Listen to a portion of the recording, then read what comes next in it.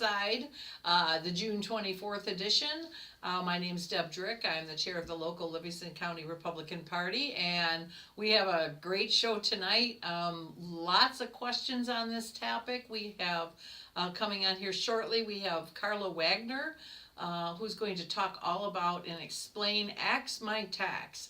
That is a hot topic. People are tuning in all over the place for it, and they're looking into it. I know there's a lot of angst there's anxiousness for those who just want to get rid of their property tax, and there's angst over concerns about what does this mean and what might be the unintended consequences of stopping everybody's taxes. But so anyway, we're going to have some great questions tonight, great questions, and really looking forward to hearing all about it. Karla's known to be the champion of it. She's the leading person to talk about it. So she's got all the answers. So the questions and comment portion is open. Oh, except I just shut it off. So it's open, so I'm going to bring her on right now, and I want to please feel free to type your questions in. I know I've got quite a few that people have sent me, so at this point, let's bring in Karla. Hi, Karla. Hi, Deb. How are you? I'm doing great. Can you hear and see okay? I can. Can you me? I can, yes. Okay. You're nice and crystal clear, and I hear you perfectly. So. Great. So this is the hot topic. I imagine this is going to be my more well tuned in shows and listen to. I am finding I have quite a following that does the on the way to work and on the way home from work listen of the rerun, the next day. So I'm going to be anxious to look at the numbers for tomorrow. So this is quite the topic. So it is. I've got a bunch of questions people have asked, and we'll get to that.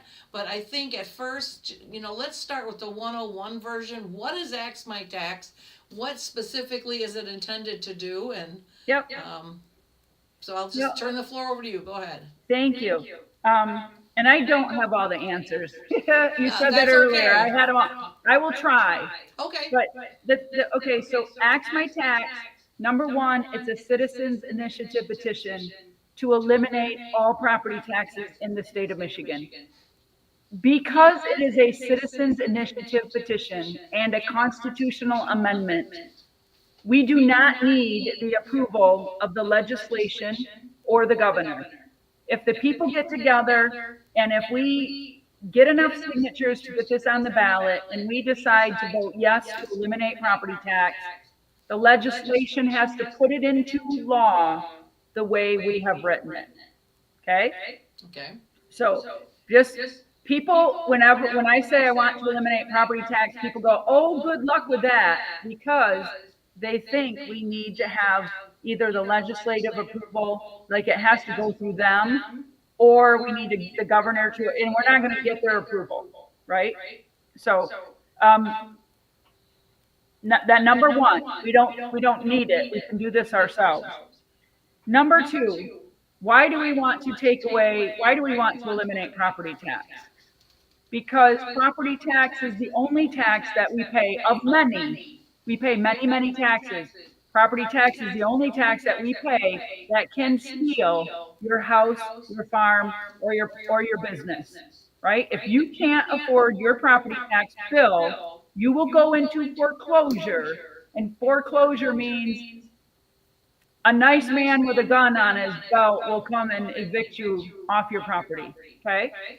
So we feel that in 2025, there is no reason anyone is losing their property to a government entity for lack of being able to afford a property tax bill where they are paying for many services they themselves might not use.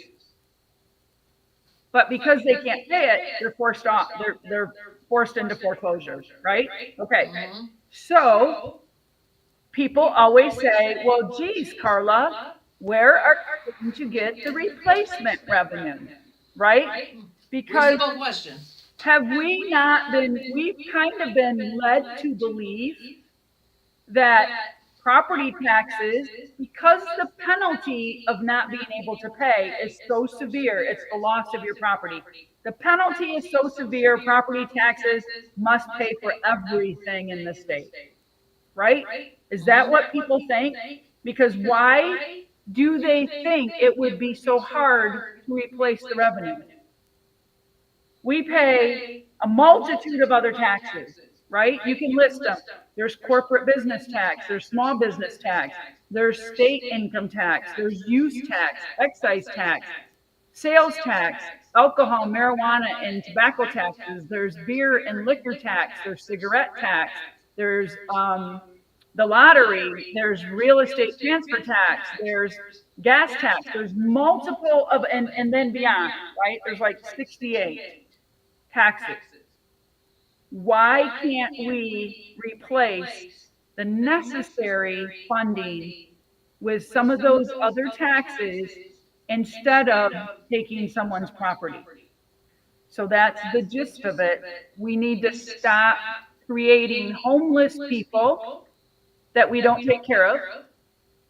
We need to make housing affordable for young people so they can afford to buy a house. Young people can afford a mortgage. What they can't afford is an ever increasing insurance that goes up every time the assessor comes out or reassesses your house, your insurance goes up, correct? And property taxes go up every year. And then we vote yes on millages, which add even more taxes to your property tax bill, making them even more unaffordable. So young people can't buy a house. Middle income people are struggling with everything else, kids in school, kids in college, this, that, whatever else, trying to, through their working lives, trying to save some money, save for retirement. Then you have your seniors who are on a fixed income, but they are getting forced out of their homes. They're either being forced to sell or they're being foreclosed on because their income, which is fixed, even though it goes up for a cost of living, is not going up as high as property values and taxes. So we are losing our senior citizens. We just came out with a new graphic. It says, lose your spouse, lose your house. Because that is what's happening to our senior citizens. If they lose a spouse and they lose half of their income, they might lose half of their food bill, but their house insurance, their property taxes, their utilities, all of that other stuff stays the same, but their income has been instantly cut in half. And now they can no longer afford to stay where they have lived forever. And if they've lived there long enough, their property taxes are relatively low, but they still go up. I mean, you think about it. My parents, 88 and 89. My dad started working in 1957. He retired 25 years ago. How much was his pension, right? Compared to what people make today. That's what they're trying to live off from. That's what they're trying to pay property taxes on with.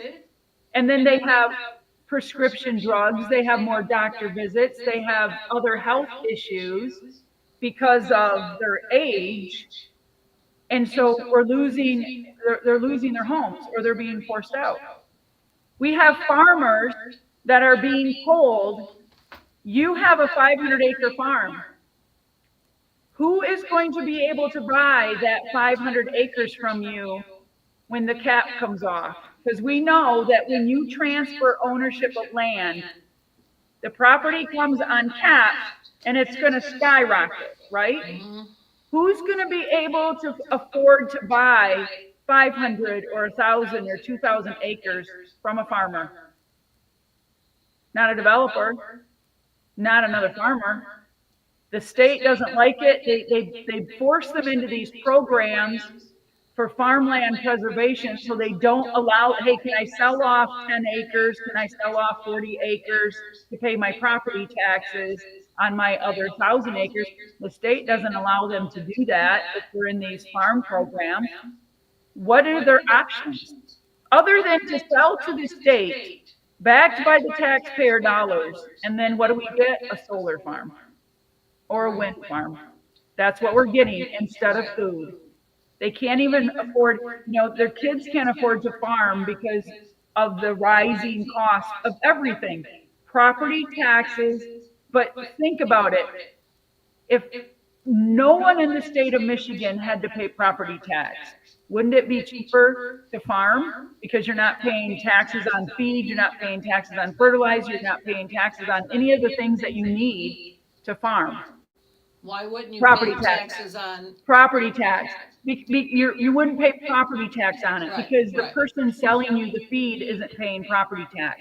So he doesn't have to factor it into the cost of the feed. Oh, I when see the what you're farmer saying. goes and buys the feed. So like me, I have a small restaurant. When everybody goes and votes to raise my property taxes, I have to raise the cost of my bacon and eggs to the customer, right? Right. Everybody, all of my customers are helping me pay my property taxes at my restaurant, which means you all have to pay more to come out to eat. So pretty soon, if my prices keep getting too high, you're going to start coming. And that is what's happening right now. All of so many small businesses across the state of Michigan are closing.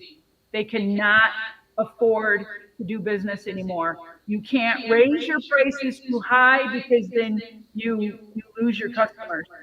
So, but if you don't raise them high enough, you'll go out of business because there's no profit.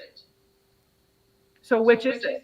We have the buckets, the revenue buckets in Michigan in the last 6 months or year have all dropped because we are chasing too many businesses and too many people out of Michigan. When we lose businesses, we lose jobs, we lose people, we lose corporate business tax, we lose state income tax, we lose general sales tax, we lose all kinds of other revenue because we're chasing businesses and people out of the state. If there's no property tax, we would not have to pay businesses to come to do business in Michigan. They would come because there's no property tax. People would come back because there's no property tax, and now there's a good job, right? When that happens, our state's revenue buckets will start to increase again and far outweigh the property tax bucket, which is just theft of property. Well, let me ask you a couple questions. Yep. According to the data that I've received, property taxes generate okay, so are you, I guess I might be assuming facts not in evidence here. Are you talking about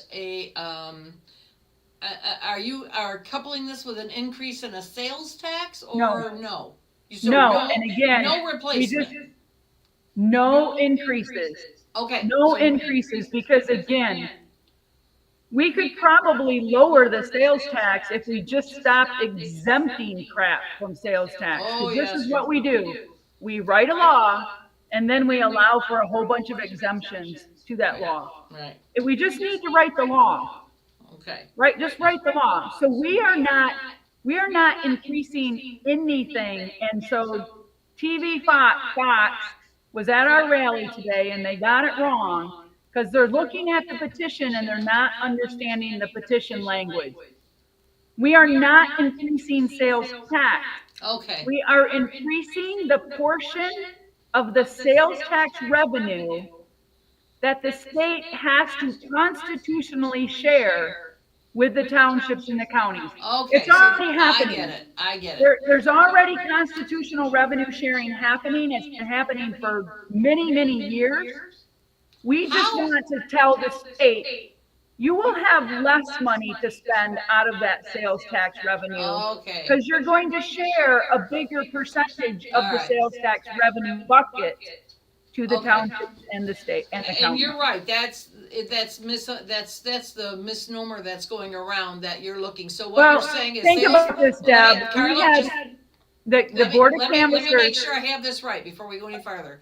I wanna build on facts here, I don't wanna go wrong. So what you're saying is, you are, not increasing, or you're not proposing to increase a sales tax percentage, but you're gonna say out of the revenue, let's say right now, the state gets 10 this much billion. revenue, and half of it gets distributed and they get half. What you're saying is, they have to distribute 75% and keep 20, or whatever, they Yeah, just have to whatever the increase. number you want to use, the state gets about 10 or 11 billion dollars in sales tax revenue, general sales tax revenue.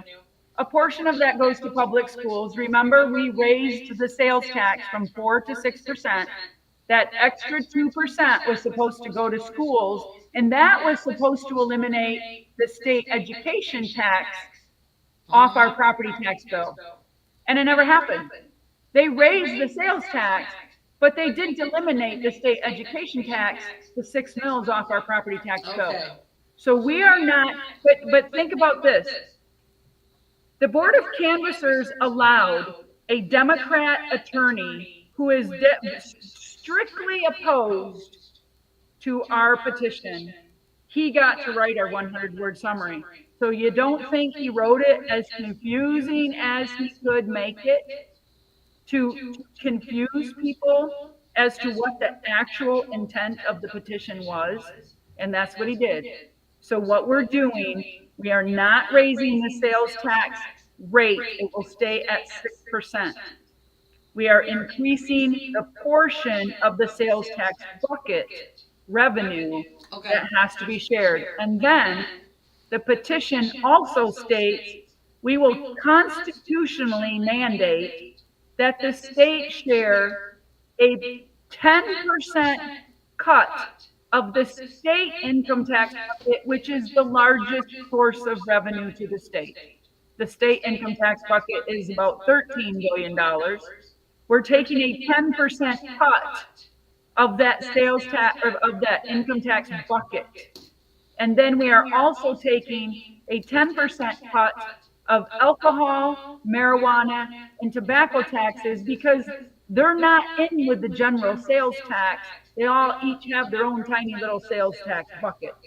okay, so do you know what those numbers are? What is the, so if it's 13 billion that they're getting, so you're saying they're gonna be giving 13 million?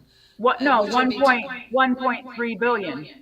Oh, you're right, I went the wrong way, 1.3 1.3 billion. billion Right, from the Right, income right. tax. sorry, and I then didn't know this- there'd be math, okay, hold on. Yep. And then Alright, the- so then if you're talking about what are the numbers then of the marijuana, alcohol, et cetera? I'm not, I don't Okay. have the latest numbers on that.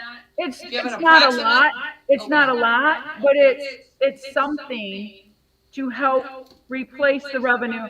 Now, here's the other thing that we have to Okay. think about, Okay. because I don't want to replace all the revenue. I don't want Ah. to. Why would I do that?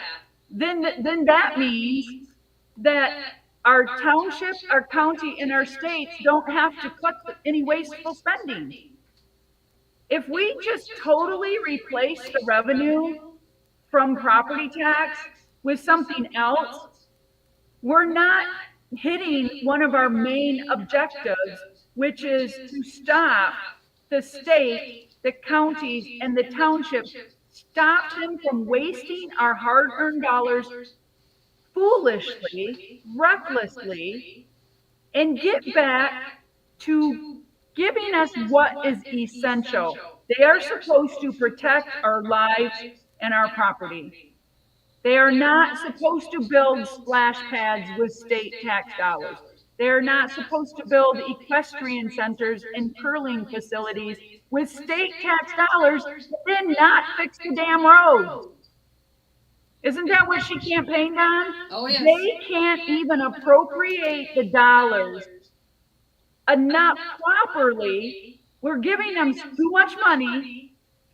The spending has gone up almost $30 billion in the last 6 years. It took us 150 years to get to 58 billion.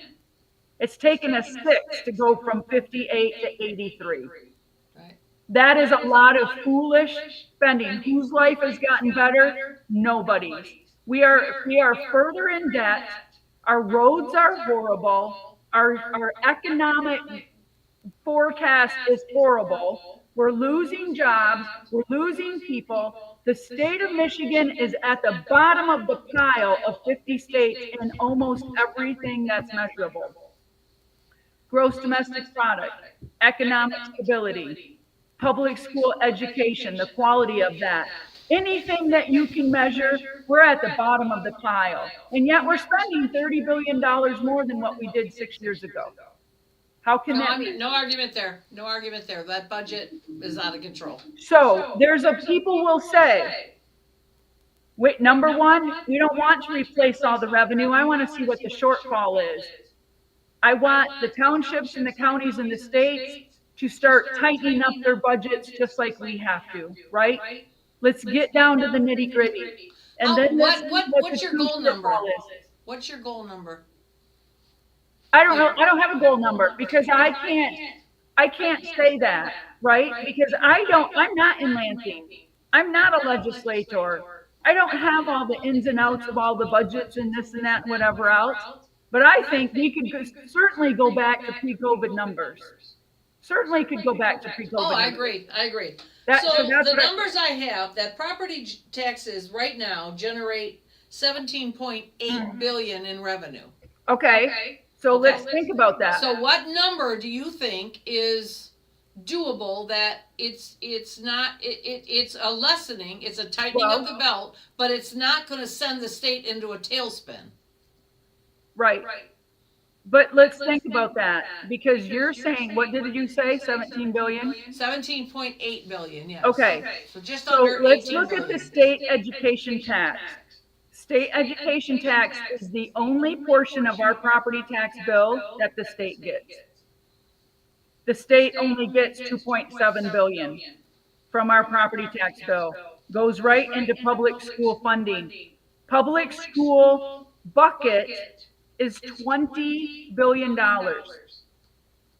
Our property taxes pays the state only 2.7 billion. Where does the other 17.3 billion come from? All the other taxes we pay. Okay? So when our public school enrollment has dropped somewhere between 15 and 16%, we should be able to reduce that bucket by 15%. 15% of 20 billion is 3 billion. That is more than what the state is collecting for state education tax. In fact, one of our representatives just wrote a bill to eliminate the state education tax off our property tax bills. Why? Because everybody in Lansing knows that the public schools are grossly overfunded. Okay, so there's 3 billion. So what are we down to now? 14? From your number, we're down to 14 billion, right? That we still have to account for? Almost 15. Yeah. So you look at how many of the services on your property tax bill should be paid by consumption. Okay, because I don't want to replace those. A zoo should charge admission, and they do. Why are they on my property tax bill? Raise your admission, get off my property tax bill. Zoos, museums, libraries can all be paid by admission or membership. Some townships and counties pay for private airports. Some pay for transit. If we're not paying property taxes, people should be able to pay for those services themselves. If you use it, pay to use it. If you're not paying $7,000 a year in property tax, buy a library card for $150, just like you would go to the gym. If the state can charge for state park entry, a county should be able to charge for county park entry. If you use it, pay for it. Same thing with transit, same thing. So now, if you take those things that can be paid by consumption off your property tax bill, you will probably wipe out another $6 billion. How did you get that? How did you come to that number? Is that a Because guess? I Or do you look have? at mine and I look at other people's and I figure out the proportion, the percentage of what mine is. Like, if I look at all of the consumptive millages on my property tax bill and figure out the percentage of my property tax that they are, and then if you just kind of do it statewide, basically the same thing that they're doing, coming up with that 17 point something billion number, it's the same thing. Okay? So that could wipe out about another $6 billion that could just be replaced by people paying for those services. So now we're down to around 11, and we haven't even asked the townships, the state, or the county to cut anything yet, right? We're down to 11 billion, and they have not made any cuts yet. Correct? Okay. Okay, we have not told them you need to start shaving money out of your budget. Well, we sort of have if we've cut out their No, because revenue. we started out with 17 billion, and I'm telling you almost how we 18, can but yes. eliminate some of this. Okay. 17.8. Yeah. If you look at the state's budget, there is about $7.8 billion that goes from state income tax and maybe a couple of other taxes. It goes into the general fund. It's undesignated. It has no destination, meaning that it is discretionary spending. That's almost $8 billion. So now we're down to about $3 billion that we still have to make up. And I think the townships, the counties, and the states can all cut. Now, we have representatives in Lansing that will tell you the same thing. There's so much waste. There's so much money. There's so much waste. And if we don't start to constrain the government will constrain us. Parks are nice, but they're not worth somebody losing their home over. Zoos and museums are nice, but they're not worth losing a farm over, right? Do you agree? Maybe some people do, maybe some people don't. No, I agree. We have, prior to COVID, we were averaging 180,000 privately owned properties a year in Michigan that were entering into a tax lien foreclosure process, not a mortgage. How many? 180,000. Now, those could have been a vacant lot, it could be abandoned homes, but So we're entering in. How many foreclosures? What's your data on foreclosures in Michigan? It's so different everywhere you go, and I don't know how updated, but if you look like at Wayne and Oakland County, they will have a stack of papers this high, single type, double-sided paper, houses going into foreclosure. And we're going to even see more now because of what has happened in the last 5 years with inflation and everything else, the high cost of the property going up, everything else. We're going to see a ton more foreclosures. So we don't know for sure. We don't know for sure if it's. Maybe I gotta ask her. 30%. Wait, let me hold on here. I know you're Yep. revved up. I gotta ask some questions though. Okay. So we don't know for sure if those foreclosures are home foreclosures, meaning that they can't make their payments, etc., or that they're tax foreclosures, right? Or Well, do no. you have a data? So a tax We don't have data on foreclosure, these were tax liens. Okay. These are tax liens, not mortgages, because the Okay. banks aren't going to release a whole lot of mortgage information. These are tax liens. These are the properties are paid for, and the only thing that's owed is tax, property tax. So, like I said, it could be vacant property, it could be abandoned property. But even if you say 30%, even if only 30% were actually homes, farms, or businesses, that's still 60,000 in a year. To me, one is too many. Putting one family out in the street is one too many, because we don't take care of homeless people. And now we're starting to make laws that homelessness is illegal. All right. Where are these people going to go? Yeah, well, yes. So, all right, let me just make sure I have it right here because, like I said, this is This is a big undertaking, and I applaud you for going for it, because it is a big undertaking, and done right and done well, and this could make all the difference in the world. But like most big undertakings, and I have worked in Lansing and in the legislature, and I have fielded these things for years. The devil is in the details, and if you don't get those details right, this could upend and cause the two most horrible words in Lansing, or coming from Lansing, are unintentional consequences or unintended consequences. So that's where you mitigate it the most. So this where these questions are kind of coming from. So all right, so the way I understand it, just to kind of recap, you want to cut property tax, period, increase you want to be able to, you don't want the whole thing replaced, you want some portion of it replaced. You want non-essentials funded by consumption. So a zoo, if it's not funded by people buying tickets, then they don't get any tax money. Now, they don't pay property taxes anymore now, right? They wouldn't pay property taxes either. A zoo wouldn't, correct? I am sure they don't anyway, because it's county property.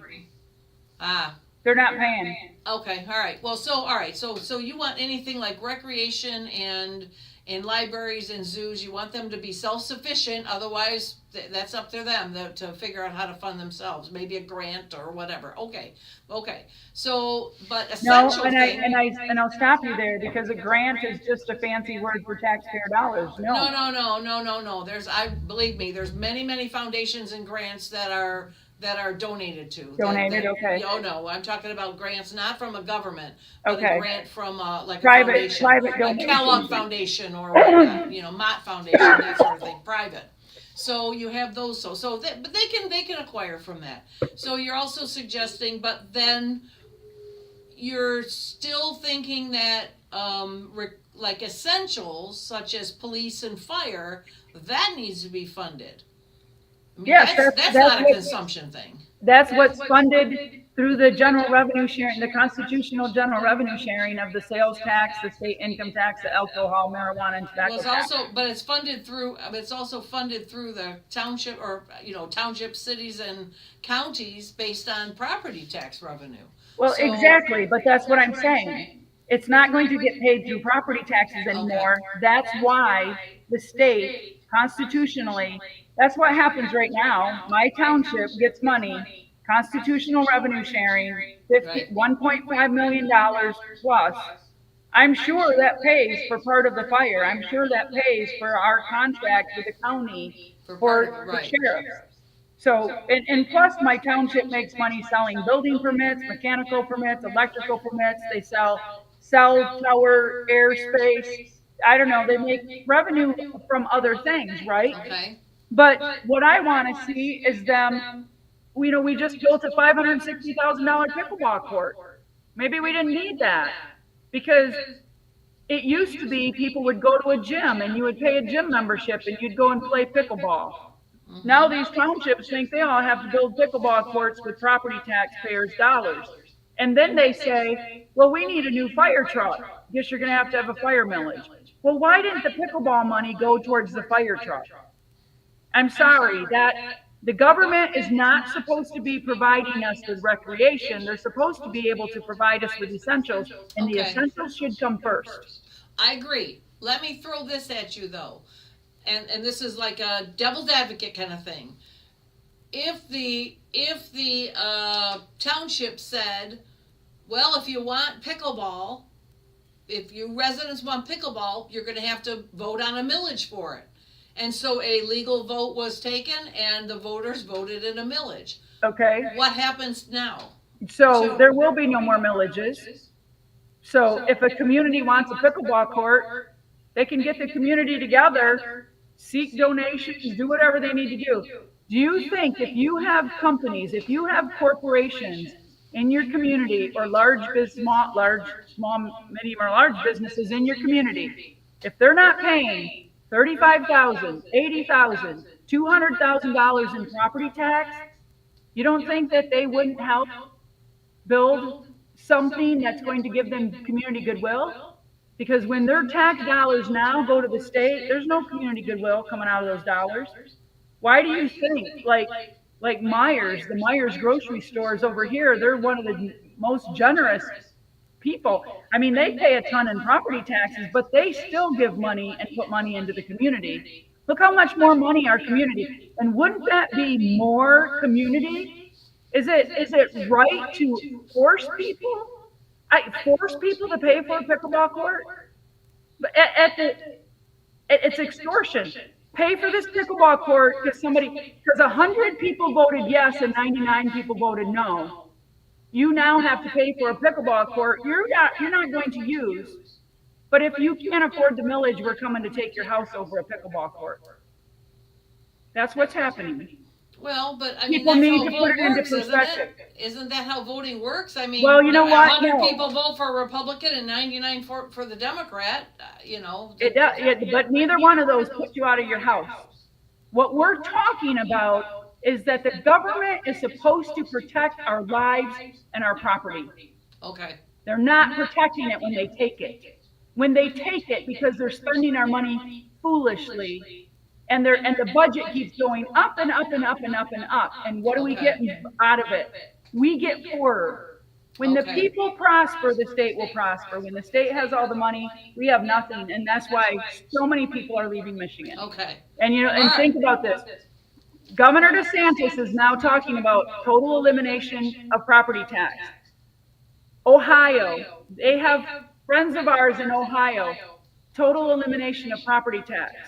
Governor of Nebraska cut property taxes by 30% because he said we can't afford the mass exodus out of Nebraska other states are experiencing. Governor of Texas cut property tax. Illinois and Indiana both wrote property tax reform. It's coming. They need to do something about it sooner rather than later. Because here's the other thing, Deb. The zoos, we can vote the millage down. Just like you said, we can vote for a millage, and that's what's going to start happening.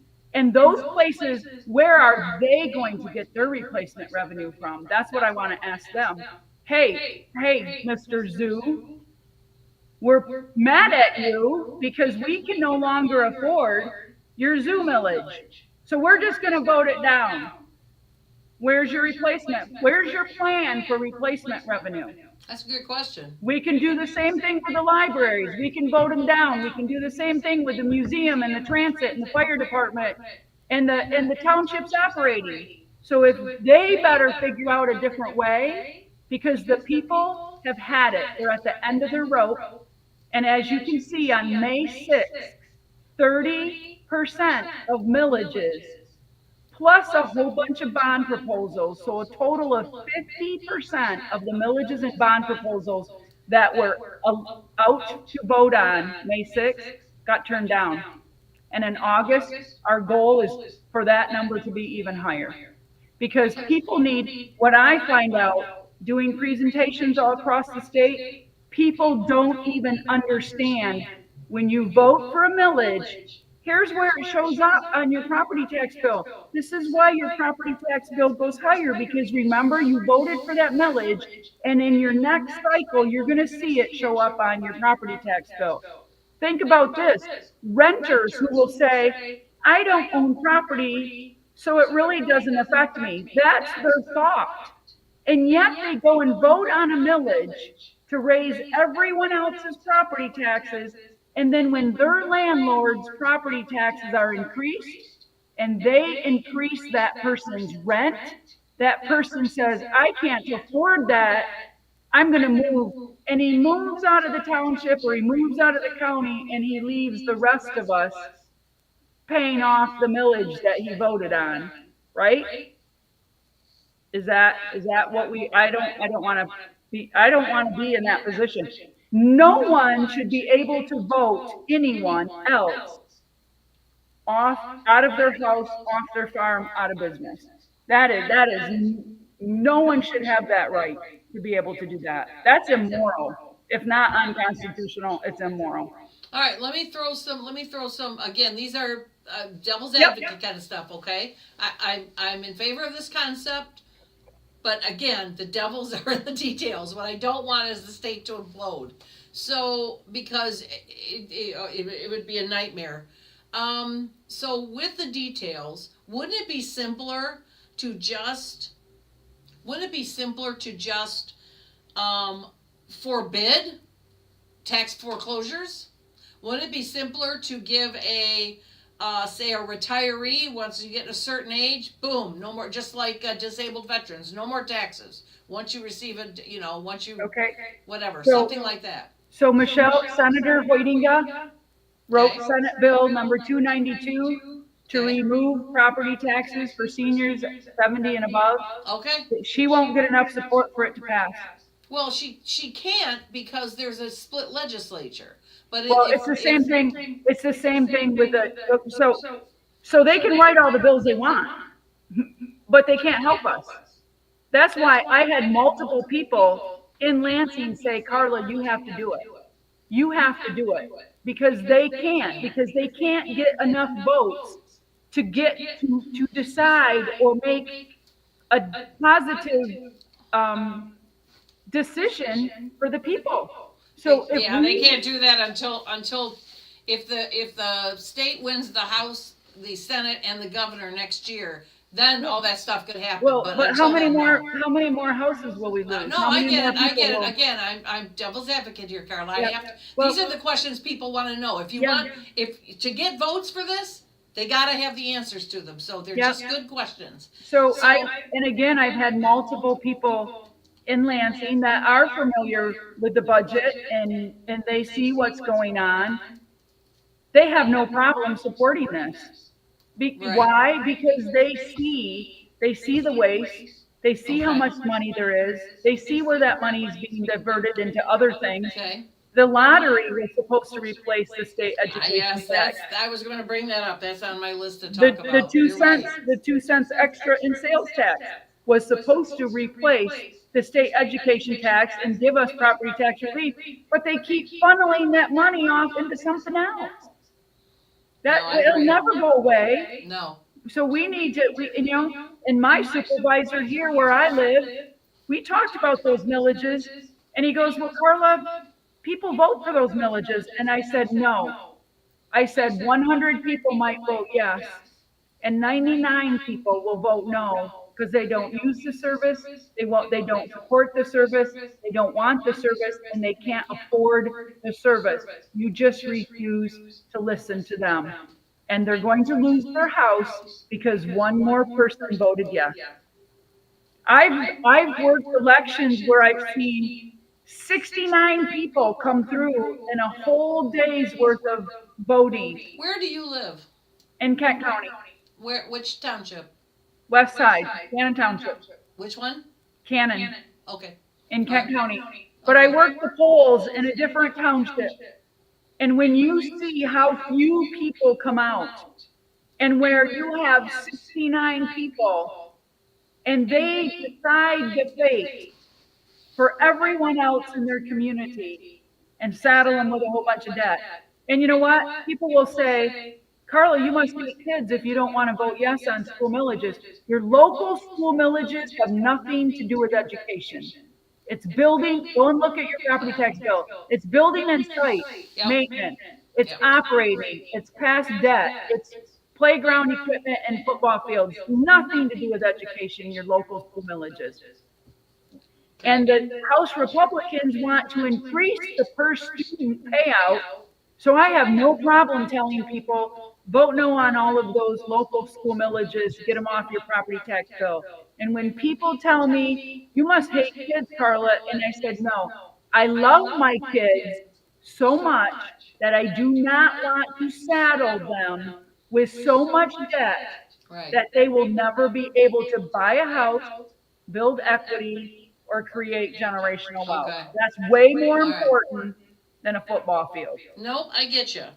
All right, so the next question I have then, oh boy, my head's spinning from all this. All right, so The deep subject. So what happens now? You know, your statement earlier about how this will bypass the legislature and go right into the Constitution may or may not be correct. The legislature, once the ballot proposal is voted and approves, the legislature has X amount of time to vote it in. They can vote it in and take it right out of the Constitution, then it's just legislated in. I'm not sure about that with the constitutional Well, I amendment. will tell you, that's what they did for prevailing wage. That never went in, that was it, prevailing wage and marijuana came up at the same time. The legislature voted on prevailing wage. It dropped off the ballot, and only marijuana went on it because they would not vote on it. So. Well, I'm already in it, and yeah, and I'm not, I had a property tax attorney with 30 years experience help create this petition. We knew what we wanted to say. We told him, Sure. he helped us. He ran it through a constitutional attorney. We had other people look at it to make sure we had all of our Right. I's dotted and our T's crossed. But I'm The saying fact that that the was- legislature could vote on this once it's approved, before it ever goes in, they can vote on it and take it right off of the ballot. So just be prepared for that. And what do you do then? Well, if they approve it, fine. Okay. Approve it. I don't know at what percentage, if it has to be word for word or if they can make any changes, but that's something to look into. Just for your own knowledge, that this is not, I mean, voting is not a guarantee that it goes to the Constitution. It could get, if the legislature pulls it onto the legislative floor, it takes it off the ballot. So, okay. So the devil being in the details, I guess I'd feel better if we had numbers, like exactly how many foreclosures happens, tax foreclosures, how many people lose their homes. What does that matter? I mean, to me, It tells I you don't how think big it of a matters, problem. because anybody that loses their home, their farm, or their business to a property tax for services that they don't even use, it's wrong. It doesn't matter to me if it's 10 or if it's 100. That's like murdering somebody. Yes, I can see that, yes. I mean, if you murder one person, is it any better or worse if you murder 1 or 10? You've murdered somebody. You're still a murderer. I hear what you're saying. It's just that if the number does matter, because it matters only because, is there a less drastic way to do it? If it's not a huge number, then there might be a less drastic way to do it. If it is a huge number, well, then this might be what it takes. Well, this is what and my response to that is, we've had state reps around for quite a while, and we've had senators around for quite a while, and none of them have ever made one iota of a move towards helping people with property tax relief. So why would you think? I'm not going to argue with that one, but and they're the ones that are telling me to do it. They're like, you have to do it, Karla. Okay. You have to do it, because we can't do. We won't be able to do it. They want property tax relief because they're starting now to recognize the fact that we need something done, but they still can't get it passed. So how is that going to help us? Write all the bills you want, but if you can't get enough support. No, I understand. Believe me, I know how the legislature works. I worked there for years. I get what you're saying. It would take a complete Republican legislature to do that. And the earliest we could do that is 2026. So the question, and I guess this is what I'm looking at. There are some laws, understanding this very well, I can tell you, there are some laws that are standalone laws. You put in a law, it gets voted, it gets implemented, and that's a standalone law. If you pull that law out, the only thing that changes is whatever that was written is no longer in.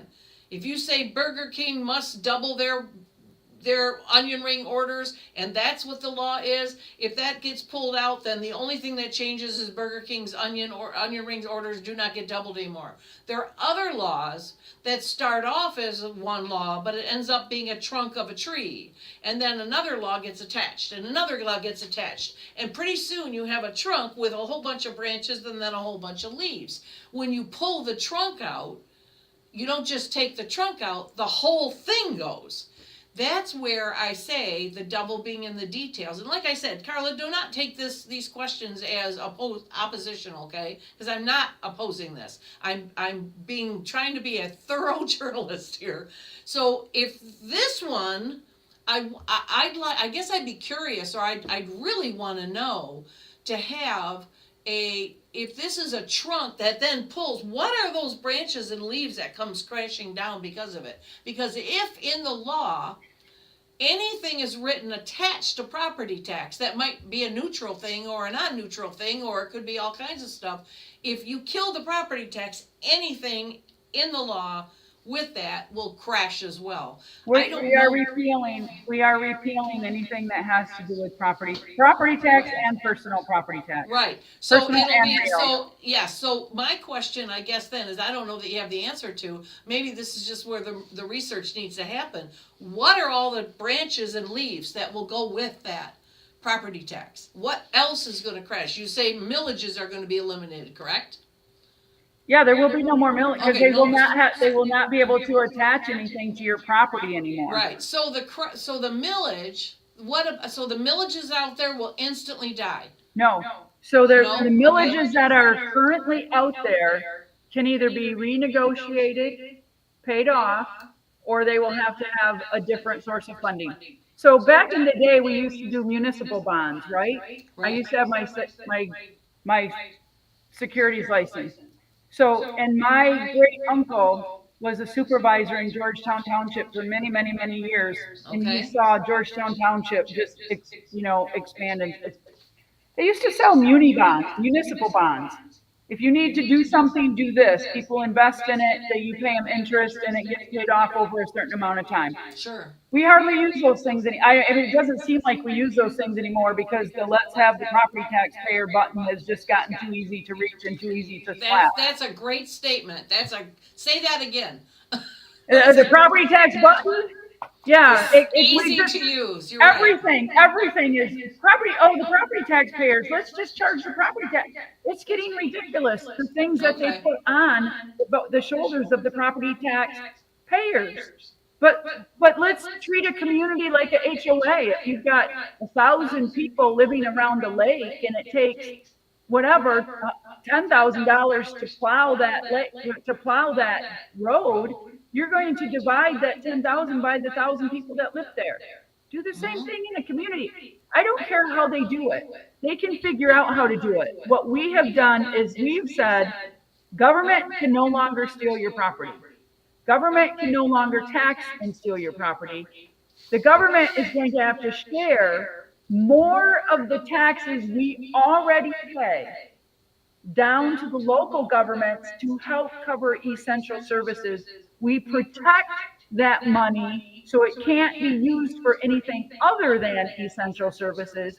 And then we're making it very difficult for them to raise or increase other taxes. Okay, a laudable goal. Let me ask this. There are legal contracts now made, they're called millages. They were voted in, they're legal. What happens to those? Those, like I said, those can either be, so like here in Rockford Public School, the voters here, again, they were said it's for the kids, voted yes on a 20-year millage that provides more than 2.5 million a year based on our tax base in Rockford Public Schools for playground equipment, football fields, and community education. Now, if you sign up for community education, you pay to go to the community education class, right? Sure. So 2.5 million a year for 20 years, it's going to be over $50 million, because every year they get more money, right? Your property values go up, another house gets built, a house changes hands, they instantly get a raise when a house changes hands. Okay, so maybe in 20 years they end up with $60 million. They're not, we only have 8 elementary schools that have playground equipment on. Why do they need $2.5 million a year for 20 years to replace playground equipment on 8 playgrounds? I'm thinking, if I remember correctly, it's because Rockford superintendent's the highest paid superintendent in the state. Well, yeah, and they're being sued. So when you think about that, by 2026, they'll have 4 years in of that 20-year millage. They'll have over $10 million stuck aside. I think that's more than enough for 8 playgrounds. We could say, we're ending that contract right now. We're ending that millage right now. So that one's not going to get funded because there's more important ones that you Okay. need, I right? still want to be clear because people need to know this. I don't know that I've got a clear statement here. Um, so this gets passed November 6th, whatever day it is. This gets passed, okay? Yep, yep. At some point, there's going to be a halt to millages. They will not get any money anymore. If nothing is done, like no renegotiation or no funding, whatever, nothing is done, nobody that has a millage gets another dime. So then if they want, so any school or any rec department or any library or anybody else that's already got a millage voted in, that can go away right there. It's just they get nothing more, or is the millage that they've already gotten voted on, is that protected to the end of the voted in period? It seems like a vote would be like a contract. I don't know that you could just say, well, now they go away. But who is it a contract with? It's They cannot collateralize our property anymore. Because right now, that's what they do. Your townships, your schools, all of those entities, they collateralize our property for their spending. Will it be legal for them to just be able to say no more? After I think those ones that are out there that can't be ended or renegotiated will still have to be paid. So the townships and the counties are going to have to factor that in to the money, right? But think about it. It's not the county, it's the library. It's not the county, it's the zoo, right? No, It's no, not no, the no, I know that. I know that. What I'm saying is, do they get no more money at that point, or do they get the rest? Do they get paid through whatever the period you If they vote for do, it millage just for won't X be amount of from years? property tax. If they do, it just won't be from property tax. Okay, so a county So- then, or a tax, or a township that has a rec department, we'll say, that's operating on a millage, so if this gets voted in, the township can then say to the rec department, we're done? Yeah, whatever they have to do. No more money? Okay. Yeah. So maybe right. your walking trails need to be tended by volunteers. Because like the North Country Trail Association, they have volunteers that pay a membership. You pay a membership I get it. to be a part of that trail, and then you work on it to volunteer. But my township just built another $1.275 million trail. Wow. Okay? So did we need that? We have 4 other ones. So they're spending money because they have so much money, and then they're spending it just because it's there. That's not a good. No, believe me, I've had at least 3 episodes on that type thing, so I get it. And they call they scream they're broke, and they scream they're going to go under. They get a millage, and suddenly they've increased everybody's 401 and maternity leave and personal time off and everything. So what we have done is said, if on November 2026, November 6, 2026, if that's the date of the election, if this would get on the ballot and pass, foreclosures stop immediately. No one will lose their home after November 6, 2026. Foreclosures in process would stop, and no more foreclosures. Legislators have until a certain period of time to put this into law, and then they can collect property taxes for 1 more year. So we are giving them another year's worth of income. Okay. Before we shut them off. All right, that's what I wanted to know. Okay. So that's giving them an opportunity to start shifting, finding other revenue sources, fixing their budget. You know what? Maybe a township goes down to 3 days a week instead of 5 if they don't need to be open 5 days a week. You don't need to be sending out property tax bills anymore. I mean, I don't know what else it would be. You don't need assessors anymore. You don't need to send assessors out anymore. You won't need those anymore, right? There's going to be a savings from not having property tax. We need to recognize, that's what I said, I want to see the shortfall before I start throwing out too many ideas on how to tax us more. Okay. Right? Well, I like the idea. Like I said, for me, this is like I said, I've worked with laws that picture a Jenga game. If you pull the Jenga, the law out of the top of the Jenga, then that's all you get. There's no more. You pull a law from down here, the whole Jenga falls. That's my questions are really to just kind of say, I want to make sure the whole Jenga doesn't collapse. The fact that you're giving a grace period or adjustment period or a weaning or whatever, that is, I think that is, prudent, not desirable, but prudent. That way it gives people time to adjust to to adjust their income or adjust their streams, adjust their budgets, whatever else. I mean, you have a restaurant and you find out as of tomorrow you don't have this income anymore. You cannot charge for milk or you cannot charge for coffee anymore. That's income you need time to figure out how to replace. You just Right. overnight would be bad. So Well, and you know anyway, what? yeah. I think we're being way more gracious than what the taxing authorities are being on homeowners. You might have a point, but the You fact that you don't, can they at don't, least they don't stop get a them from, grace.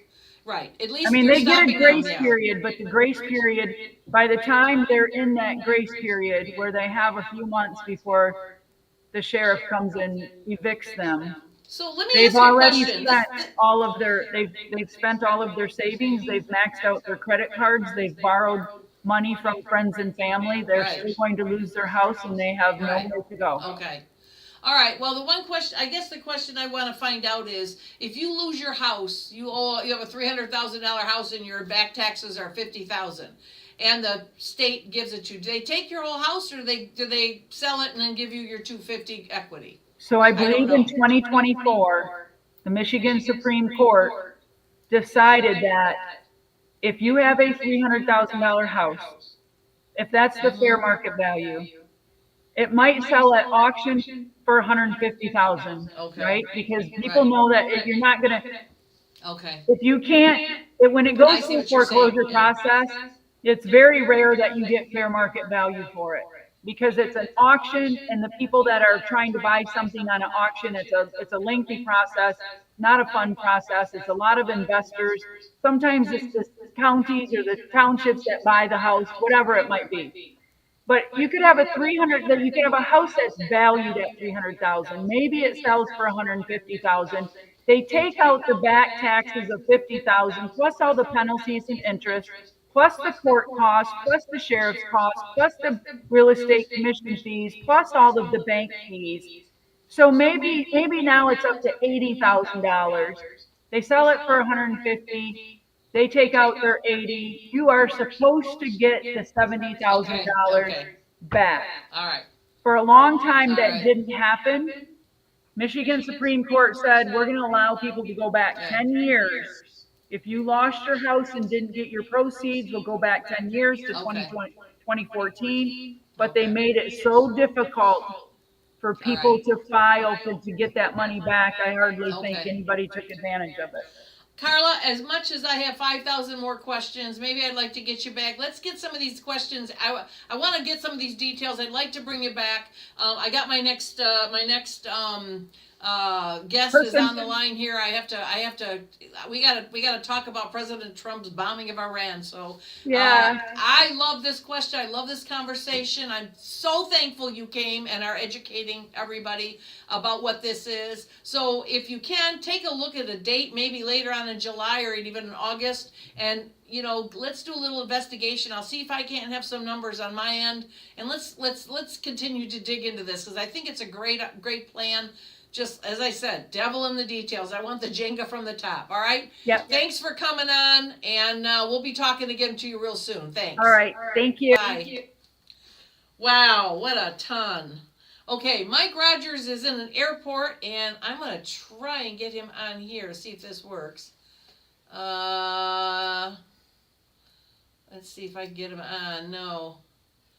Okay, so he can't come on. So he's gonna call in, and I'm gonna get him on here. Let's see. He's gonna call in, and we're gonna go from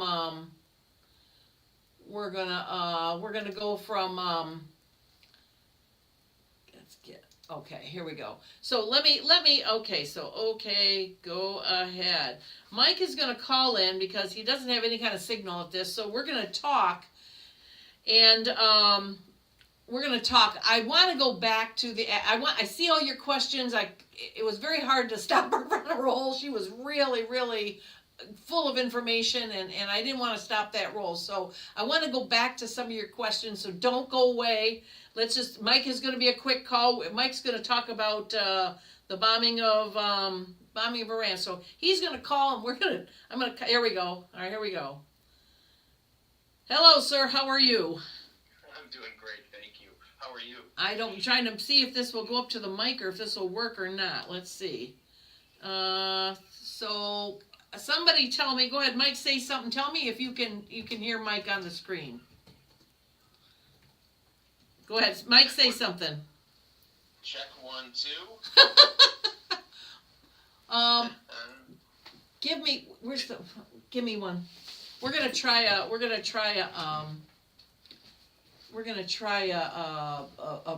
lapel mic on that, which is an individual mic.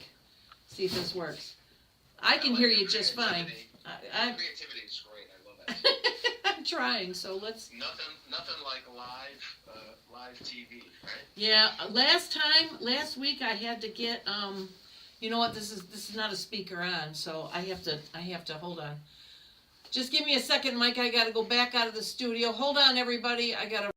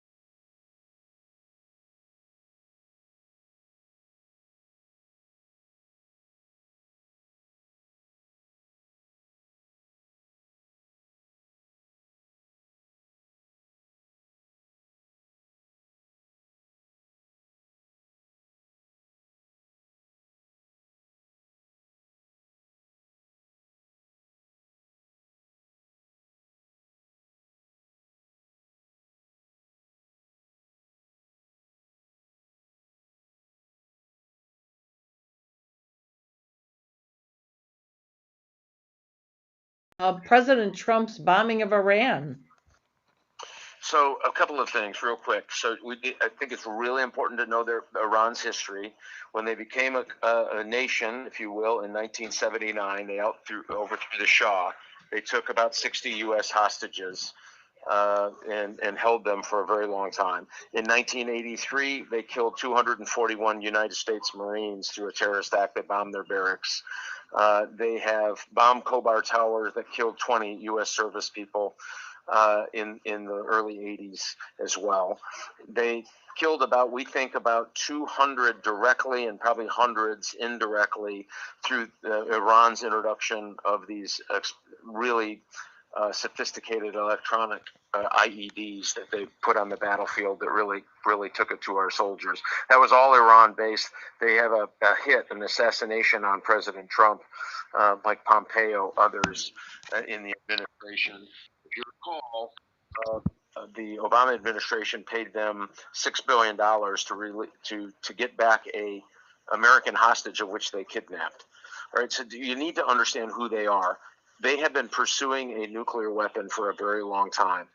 And so there's three components of a nuclear weapon: the ballistic missile, the enriched uranium, and they have clearly crossed the threshold. So 0 to 20% enrichment of uranium, really, really hard to do. 20 to 90, which is weapons grade, much, much, much easier. So once you cross that 20%, well, the IAEA, which is the international body that looks at all of this, says, oh, they're easily past the 20%. The last part is forming that enriched material to put it on top of a missile and either set it off or bring that material and set it off like a dirty bomb. And so that's why you saw Israel ramp up its attacks there, because they were the Israelis were taking it to them. I think the Iranians believed that they could rush through this and announce they had a nuclear weapon, and then try to put themselves in the driver's seat. You do not want a country that has been the lead sponsor of terrorism. The Hamas attack on October 7th, paid for, sponsored, trained, and given the green light by Iran. The Houthis shooting at our sailors, Iran. The Hezbollah that has been shooting at Israel, sponsored by, trained by Iran. And so the concern here was, once they get a nuclear weapon, what in the God's green earth happens in the Middle East? I think it was the right decision. It was a prudent decision. It was very limited in its targeting of the nuclear weapons program. And now the president is trying to get them back at the negotiation table, which I think is really, really important. You always want to negotiate with our enemies when they're weakest, not when they're strongest. And I think this puts them in a position to have to rethink where they are in the world. And if anybody can pull that off, I think it's Donald Trump. So I think it was the right thing to do, to try to stave off their ability to get that nuclear weapon and announce it to the world. By the way, Mike Rogers, based on what I knew as intelligence chairman, believed they had all three components. They just didn't have them all assembled in the same place. Oh. And when all that activity started, that's when Israel said, "Oh my God, we got to do something about it." Oh. So the big question is, did he have constitutional authority? Yeah, if you look back at what the Constitution allows the president to do in exigent circumstances, I think he did. If there were a broader war, excuse me, in the Middle East, I think he needs to come back to Congress. I would like him to consult with Congress. I think that's the right thing to do, but I don't think he needed it for this particular action to kind of dismantle the nuclear program that we knew would have been an absolute catastrophe, not only to Israel, but the rest of the world. Okay. There's been comparisons to some actions Obama has taken without any kind of congressional authority, and I think that there's a secrecy issue when you start going, you sort of lose the element of surprise that you need to be able to do anything. It's kind of like George W., telling everybody he was Right. going to do it and then being surprised when he had trouble finding stuff. So No, exactly. I think he had to do it. So what do you see? What's your prediction here as far as do you think there? I was shocked that they at least agreed to a ceasefire. Is Iran gonna hold up their end of the deal, or? Well, here's what was interesting to me. Listen, they are always the people who have the most to lose by Iran going into a peacetime status, negotiated settlement, where Iran becomes just like a normal commercial country engaged in commerce around the world. And that's the military, the IGR, the Iranian Republican Guard Corps, which is basically in the Quds, something called the Quds Force, which is both the CIA and their special forces all wrapped up into one. These are the same people that wanted to blow up a restaurant in Washington, D.C. to kill the Saudi ambassador, by the way, about 5 years ago. Or maybe it was like 10 years ago now. So these are bad characters. They're the ones that have the most to lose. Those are the ones you got to watch, because they don't want a settlement. They don't want this. This is their power. They're not going to want it. But here's a couple of silver linings in this to me. One, the Iranians picked up the phone and told the United States, we're sending whatever it was, 8 missiles, 10 missiles, and we're going to fire at your Qatar base. That is an indication to me that they knew they had to do something to save face, but by warning us, we were able to shoot down all those missiles. So they didn't really want to cause damage to the United States. There was some aircraft that went to Oman. Oman is important because that's where all of the negotiations with Iran have happened in the past. So I believe, and that's why you saw Trump so angry, I think, today, when he called for the ceasefire, that there was some exchange of missiles and explosions and whatnot, because he really believes that this reassertion of deterrence, which, by the way, if you want peace through strength, you have to also show the strength part. Sure. This was the president showing the strength part, Right. and telling people, I'm not messing around. If you want to work with us, we're going to work with you. If you don't, this is exactly what's going to happen to you. I think that was really, really important. And so I'm a little bit optimistic, and I mean, the Democrats have just come out in full force. They don't like him. Well, it didn't work. It's terrible. Oh my gosh, he didn't send a memo to a full committee to have a full discussion in public about should we or shouldn't. I mean, all of that is nonsense when it comes to protecting the national security interests of the United States. And there's, listen, if it's a broader war, I agree. We need to have Congress Sure. involved. This was not that. This is not what he did. And so we need to be supportive of him right now. And he is trying to get all the parties at the table. To me, that's really, really important, and we ought to be with him for that. I agree. Any more thoughts on this whole thing? Listen, here's the caution. I see all the people now running out saying, oh my gosh, it wasn't as successful as he said it was. Listen, these are hard things. After every one of these, there's a very intensive battle damage assessment. Did we do what we were supposed to do? Did the military accomplish its mission?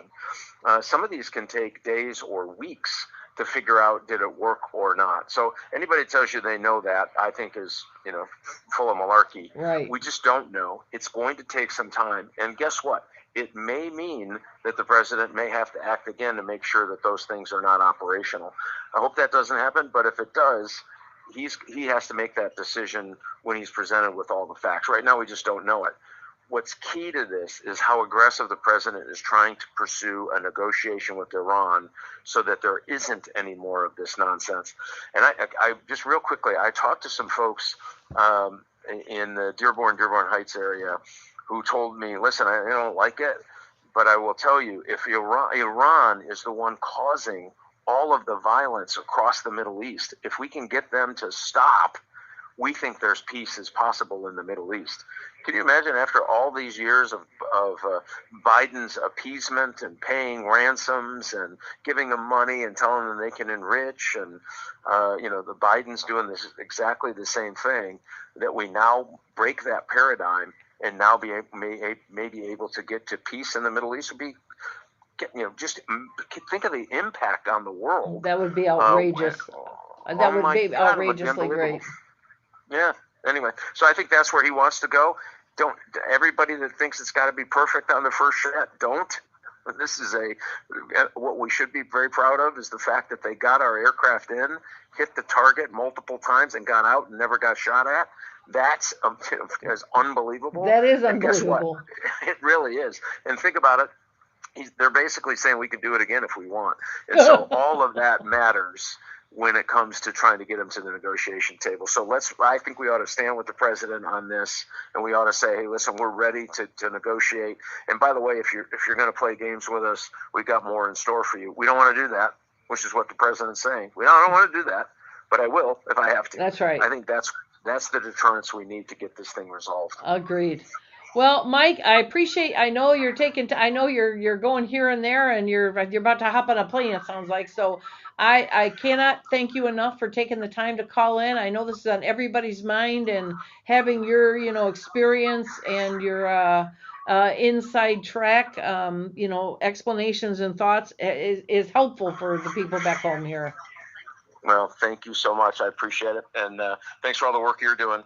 And hang in there. This thing is going to come off in a good way, not only for the president, but I think for Republicans who want peace more than they want war, but they're not willing to capitulate to get it.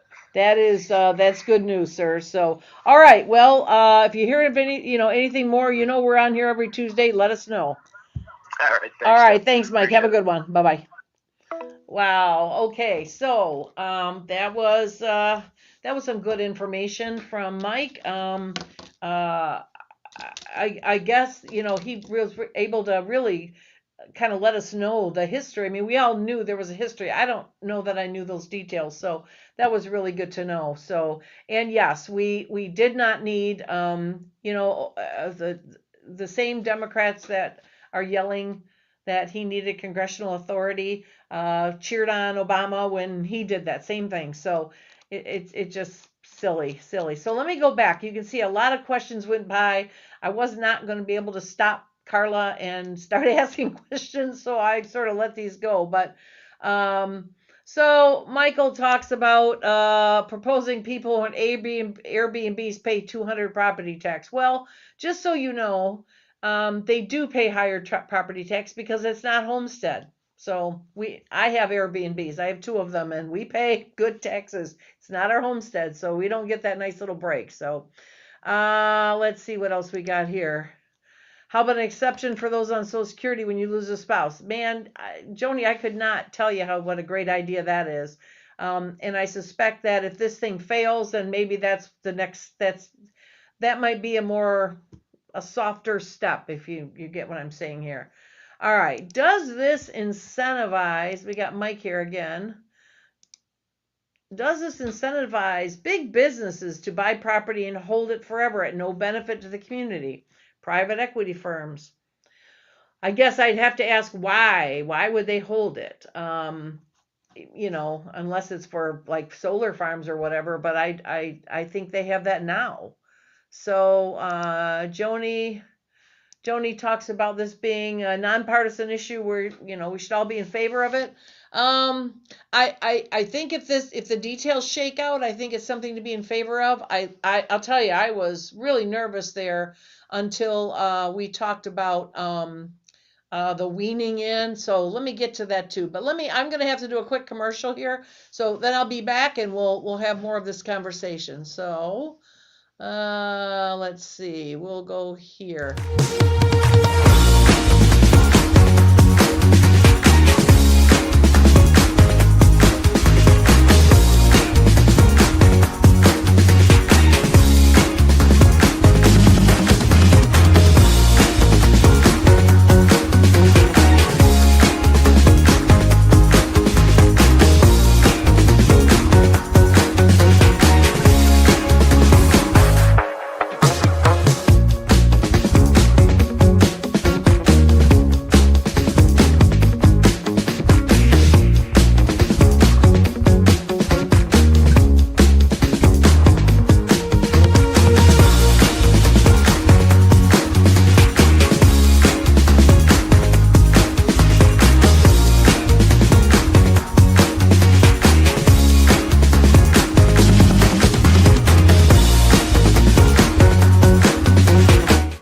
John Adams warned that the Constitution is wholly inadequate without a moral and religious people. As conservatives, we must reclaim the faith that shaped it, rooted in Jesus Christ and the Bible. To help you understand the historic Christianity that our country was founded on, check out theexaltedchrist.com, a resource website proclaiming Christ as King.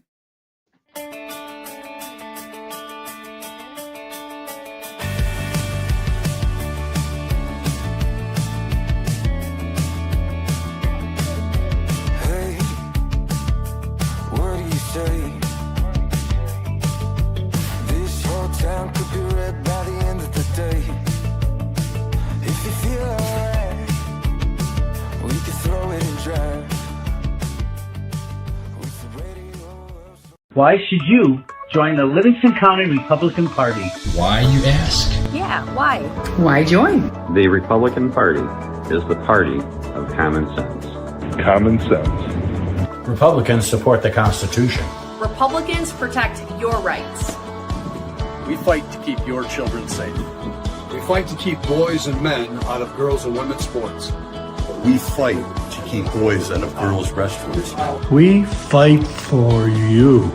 What does the Republican Party do? We help Republican candidates get elected. Why is it important to elect Republicans? Why is that important? Why? Tell me, why is that important? Livingston County is one of the safest counties in Michigan. Livingston County has one of the lowest crime rates in the state of Michigan. Livingston County has the lowest tax millage rate of all 83 counties. Republicans work to balance the budget. Republican legislators vote against raising your taxes. Republican elected officials believe in transparency. Republican clerks run elections with integrity. Republican trustees protect your rights. Republicans support our veterans. Who can join? If you are conservative, we want you in our party. All conservatives are welcome at our table. Join our activities. Join the fun. Become a member. Join us now. Hi, I'm Deb Drick, Chair of the Livingston County Republican Party. Our conservative message has been very well received in Livingston County, and I'm so happy to share with you that people are stepping up right and left to help. The only thing's missing is you. Come join our mission. Come join our fun. Go to livingstonrepublicans.com and click join. You'll be glad you did.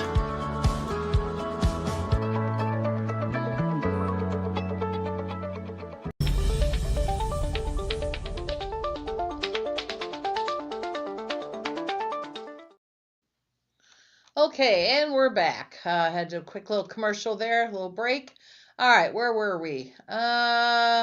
Nonpartisan, we should be in favor of this. Yes, Joni, I agree. My worry again was the unintended consequences. What did I like about that whole presentation? I like that she was able to really identify the problem being people are getting forced out of their homes, people are losing their homes, and her statement that drove home for me, and I think I made it very, very clear by asking her to repeat it, was that it makes it so easy to just push the property tax button and anything can get added onto that. And that is true. I think that has become a problem. I guess I'm curious when, she says that there's a year to implement. I don't know that you can undo a vote like that. If you have a vote and the millage is 6 more years, right? Or that you vote for 4 years, or you voted for 6 years and then you voted for 2 more extensions.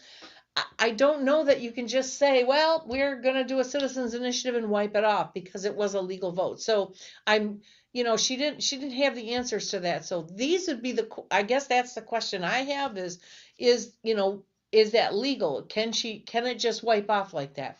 I would suspect that there's a chance that the millages will have to play out. I think, Joni, you said something about millages can be bought off. That's correct. And if there's no property tax, maybe just paying the millage, instead of, you'd still have to pay for it possibly, but it would only be, much less because it would only be the millage portion. It would not be the property tax. So that's a possibility. I don't know. So I feel like I need to do some homework, and I suspect I'm going to have to dig into some legislative, maybe I should bring in an attorney that knows this stuff to kind of say whether or not this will, we can just eliminate a millage with a passing. So here we go. How do we remove a citizen initiative on a former millage? Refinance. I don't know.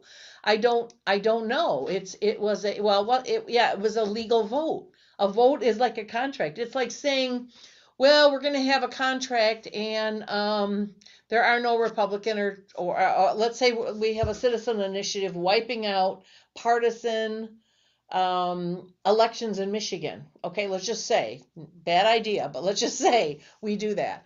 And then it passes. So does that mean that the Republican and Democrats that were already elected suddenly are not Republicans or do they finish out their term based on what was already voted on? You get what I'm saying? So that's what I'm kind of thinking here. Is this something that is that millage that's been voted on? Let's say it's 2 years, 4 years, whatever it is. Is it does it stay there till the end, or can they just undo it? So I feel like I need to get like an attorney or somebody that really knows this stuff on this show and be able to ask them questions, right? Let's see. We got Michael saying it costs nothing to hold without property tax. Let's see. Well, let's skip the Iran stuff here and go back to that. Where are we?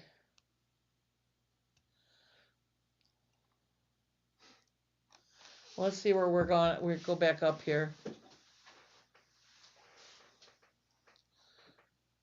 So, yes, Karla is correct. Too much waste in Lansing. That's a big no-brainer. That is an absolute accurate statement.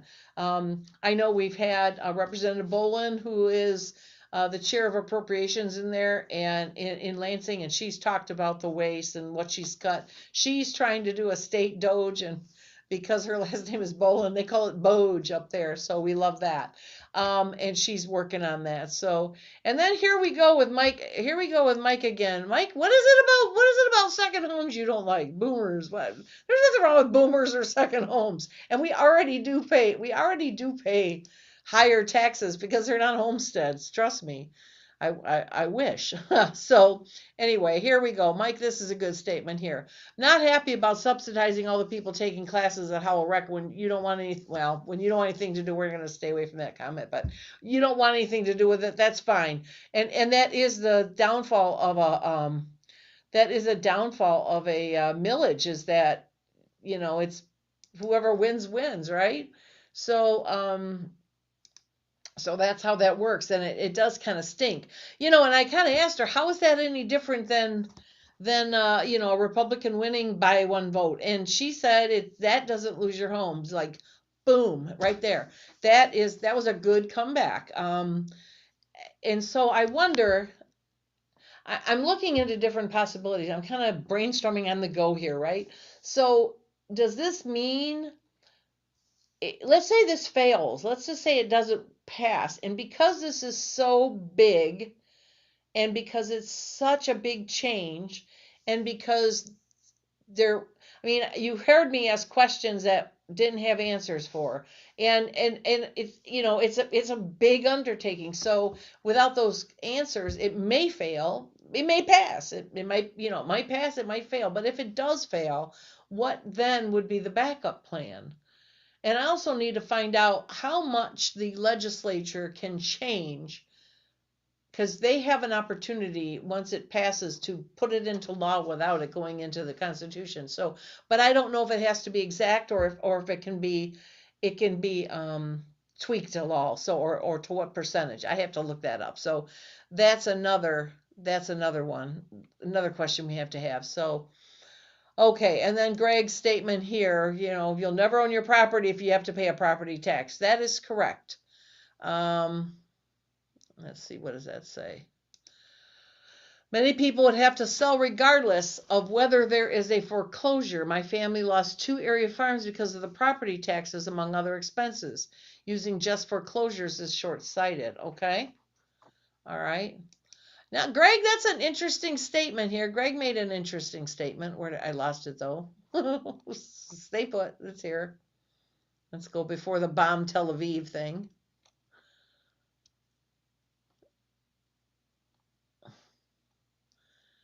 Greg said, maybe only property owners should vote. On a property tax, does that sound like a bad idea? I mean, obviously, just because you rent, you should be able to vote for, your state rep or whatever, because he still represents you. But you're right, a property tax, maybe, there's some thought to that, right? So, then we have Michael again. We will never have a Republican legislature again because we're content with allowing I disagree with that. All right. I totally disagree with that. We're working too hard for that. We've had it for a long time, and we'll get it back again. The pendulum swings one way, and then it swings the other way. Joni, praise you're wrong. Well, I think you are. So okay, I'm with Joni. Michael, City of Howell a few years back tried to arbitrarily implement a public safety millage because they were nearly insolvent and they were building an $8 million ice rink. Booyah on that one. As a matter of fact, I don't know if you remember, my husband led the charge against that particular thing. He absolutely did a public service campaign and went against that, and it failed. He was incensed over that. You're right. I mean, if there's a millage and the people voted in, then the people voted in. But yes, the arbitrary ones I'm not happy with. And Joni, you're correct. You can pay off that millage debt early. I don't know how to do that, and I don't know how that'll happen if this gets yanked. I really feel this is one of the trunks of the tree laws I was talking about. And if that trunk gets pulled, there's a whole bunch of branches and a whole bunch of leaves that are going to come with it. So I don't know what they are. So I think that's the next level of the show. Let's find out the consequences. Now, one thing I wanted to do, well, hold on. I have something here I want to bring up and I'll show you here in a second. Yeah,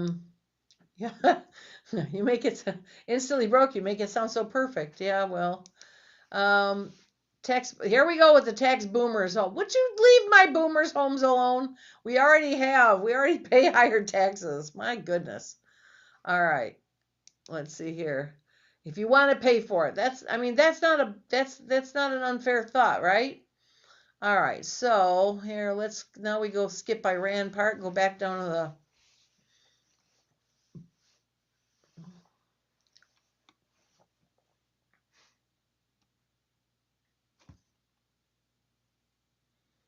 cost nothing to hold without property tax. Okay. So that's Michael. All right. Get legal representation. Agreed. We do need to hear that. We need to get somebody on here that can talk about. This would be a great roundtable discussion regarding AXMITAX. Agreed. I think I was trying to kind of wet everybody's whistle with this show, kind of open up the thoughts, hear what it was, hear what it was, hear what it isn't. The only issue I have is the numbers aren't nailed down. It will go down to something and we have some extra and we can do some and they'll have to cut back and they'll have to squeeze and they'll have to, it's one thing when you live in Rockford where the taxes are outrageous out there, man. I get where she's coming from. But Livingston County, we, for the most part, we run our townships pretty tight. We don't have a lot of fat on the bone for most of them. Now our millage issue is okay. We've had this discussion here on this podcast before, so we're not going to go there again. But, I was looking to start that conversation. I think it's going to take more than one, but I think this is a good start to it. And I think I need to get some more data. So let me just make sure I got all these questions. Smart comment on only property. Yes, I agreed. All right. So here's what I want to do. I'm going to bring in another screen here. Okay. Right here. This is what I looked at. Okay. So I'm going to share this screen. And this is from the Michigan Municipal League. This is not what I wanted. Right there's what I wanted. I don't know if this is, hang on. No, this is not what I wanted. All right, let's go here. I'm trying to get the right screen here. Stop screen. All right, now I'm going to share the right screen here. Right there. There it is. All right. Share.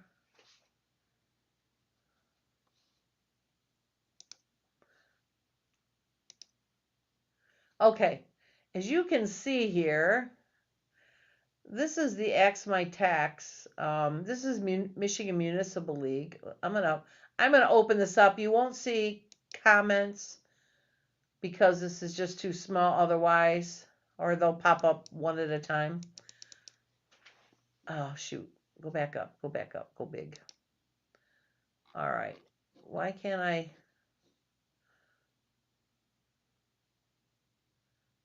Is this not allowing me to scroll? It's not allowing me to scroll, so maybe I got to scroll here and then I got to come back to it.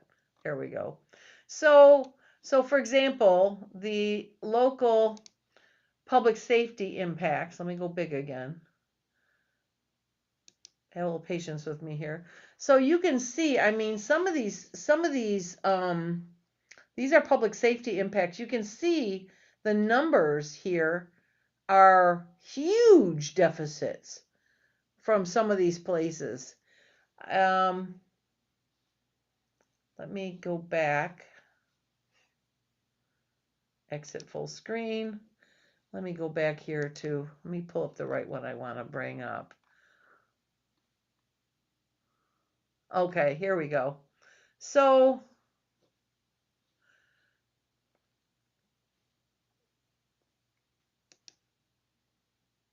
All right. Okay, let me go big here. This is the statewide numbers here. So you can see for cities, it's going to be it's a huge shortfall, 31% shortfall in townships and villages. They're all huge. Authorities, and don't get me wrong, I would not have a problem with authorities going bad, but counties, there's a lot, that's a lot of funding to go away. And so to say, well, they'll just have to tighten their budgets or whatnot, that worries me, because if you think about it, Livingston County already has a pretty. I mean, I'm looking at our commissioners. We have a great set of commissioners. We don't have wasteful spending there in the county. So what does that do to county funding? How does that fund your sheriff department? How does that fund your health department? How does that fund the road department? What's that called? I'm drawing a blank. Whatever the roads people are. Road commission. That's it. Thank you, Tyler. Tyler jumps in and saves me again. So the road commission. How does that fund the EMT? How does that fund 911? How do we fund that? Now she says we'll take road commission. Thank you, Karen. She says we can that the proposal suggests that some more of the state sales tax, that she's not advocating for an increase of sales tax. That is myth number one. I thought that was part of it. So she cleared that up, and I was glad to hear that. So we're not increasing our sales tax, but she is saying she wants to increase the percentage of the sales tax that currently comes to the counties and the townships. She wants to make that more of one. And then the state will have to figure out how to make up their own shortage by cutting waste. Okay, not bad. She is saying that it is that she has no intent to fully fund what's being funded now. That the AXMITAX is not meant to fully fund the townships, the cities, and the counties at the rate they are. They're going to be funded less, and they have to tighten up their own belts. So, okay, all right, but we don't have any proposals. There's no numbers. So right now, it's just so up in the air. I that makes me nervous. I've seen what happens when laws just get pushed through and not thought through. Big problems. It's the Obamacare, okay? Obamacare, where you can read it after you vote for it. That's what I'm feeling here. Not that it's a bad idea, but that I don't know that the details are there.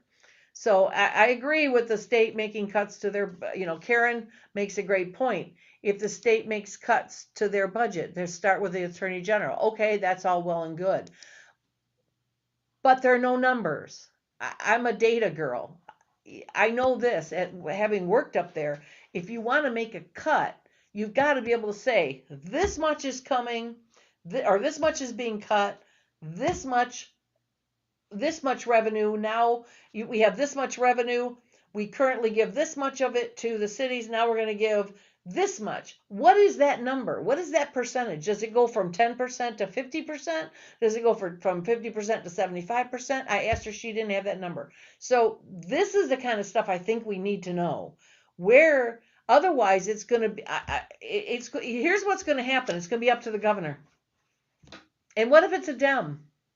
Then it's going to make this worse. So where's it going to cut? Where's it going to get cut from? I don't know. So I just would rather, I would feel more comfortable if there was a plan that said this percentage, that percentage, this number. Right now it's this much. It needs to be this much. Then that needs to be, a certain percentage of this now needs to come here.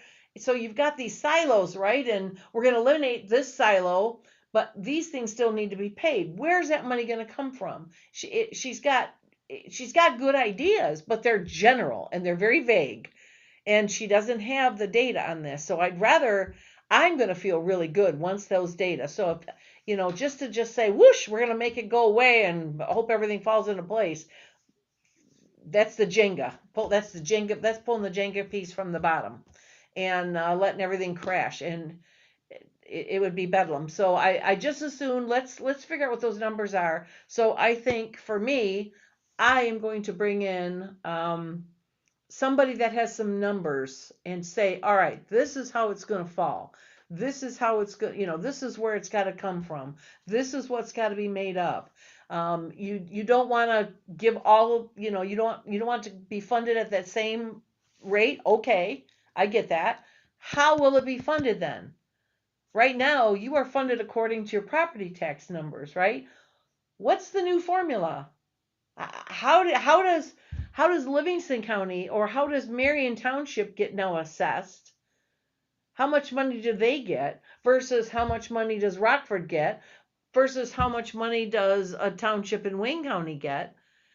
Is it depend now? Right now, it's depending on your property taxes. Are we now using the sales tax?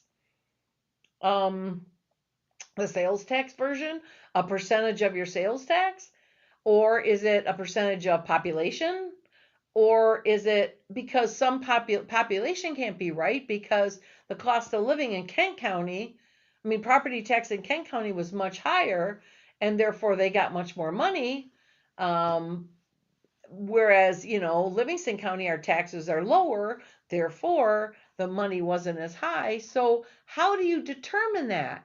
Who makes that call? Who makes the call? How much? You can't make it all equal where everybody gets X amount of dollars per person or X amount of dollars per house.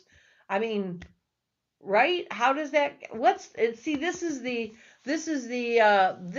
big question.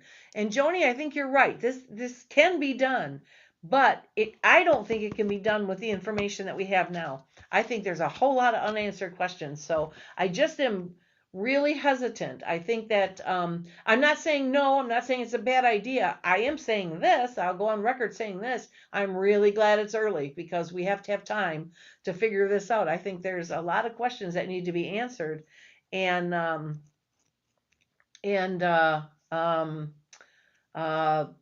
we have to figure this out because we've got time though, and that's the good news. So let's see, Joni, essential services will continue to be funded according to township city population user fees.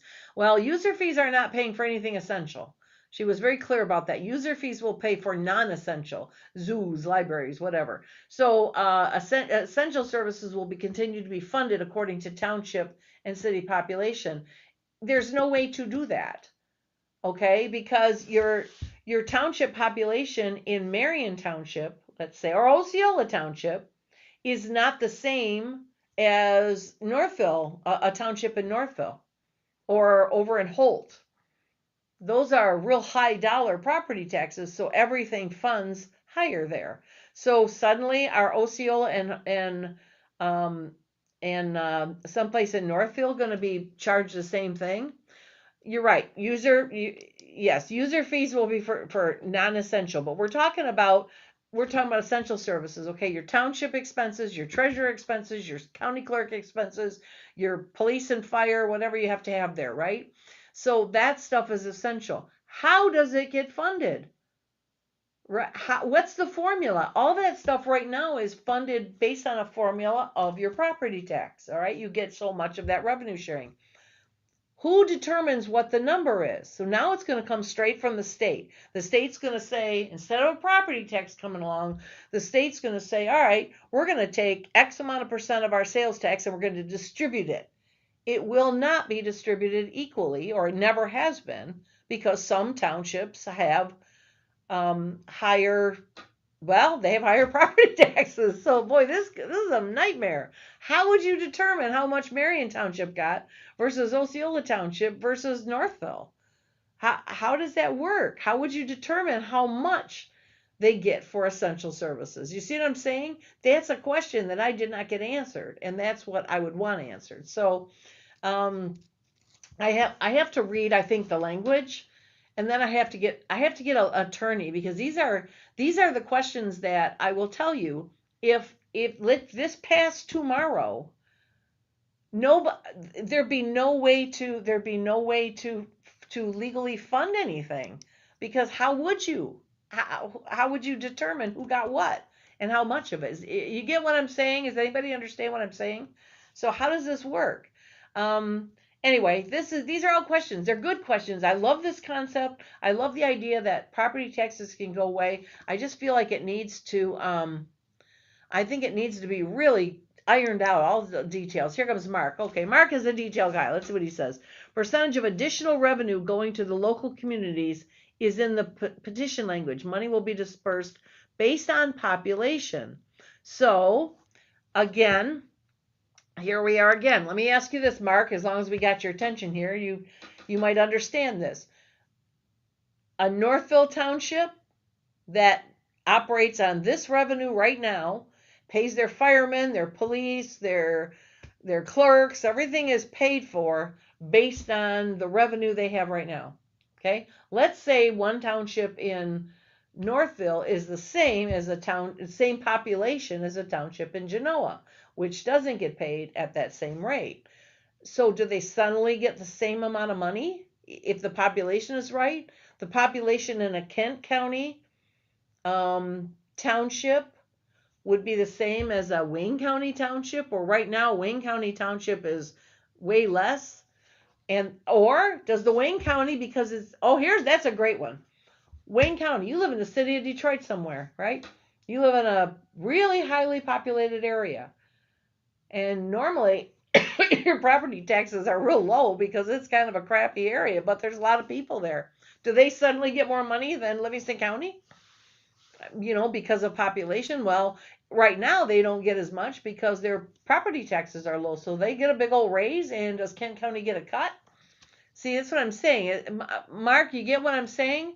Is everybody's equal, one person, $1, that kind of thing? How does that work? Because it's not that way now.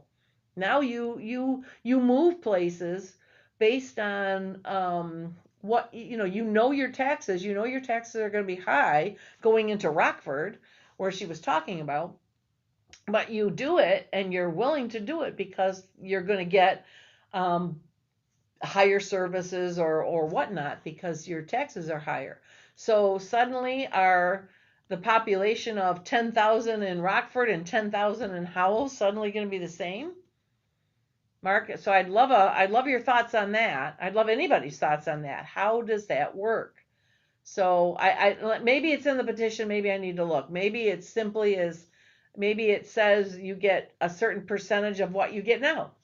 So maybe that's what it is. Maybe it's